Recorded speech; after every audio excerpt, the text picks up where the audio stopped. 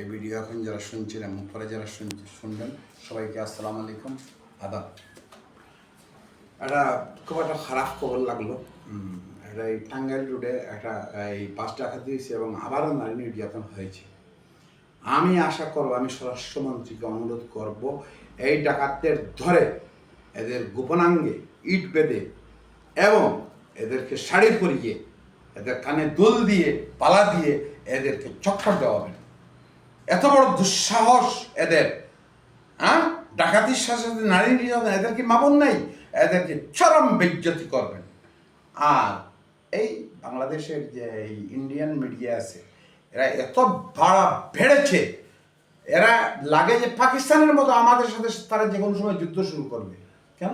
আমরা তাদের কি করেছি? হাসিনা তো সব কিছু তাদের দিয়ে দিল, টাকা পয়সা দিয়ে দিল, সব কিছু দিয়ে দিল, বর্ডার টোটার জায়গা জমিন দিয়ে দিল। তারপর তাদের পেট ভরে না? তারা কি চায়? তারা কি মনে করে? তারা কি আমাদের খরচ রাজ্য মনে করে? না, আমরা 71 সালে আমাদের রক্তের বিনিময়ে এই দেশ পেয়েছি, কোনো বাপের দয়ায় নয়।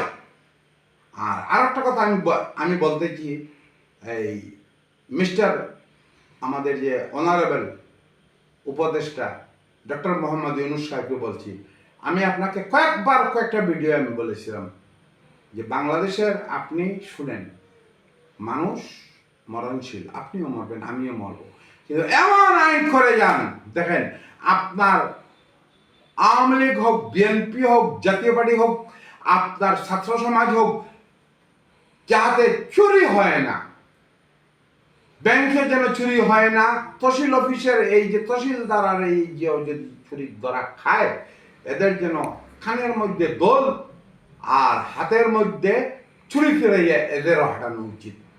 শুধু পুলিশ চোর নয়, প্রত্যেকটা ডিপার্টমেন্ট হাসিনায় চোর বানিয়ে গেছে।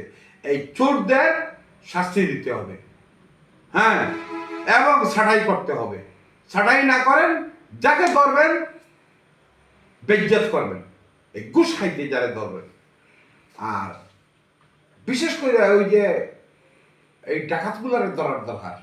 পুলিশের স্বরাষ্ট্র উপদেষ্টাকে অনুরোধ করছি, এদের কঠিন একটা শাস্তির দরকার। কারণ তারা আরো কয়েকটা ঘটনা খুবই দুর্নাম করে ফেলেছে আমাদের দেশের, খুবই দুর্নাম।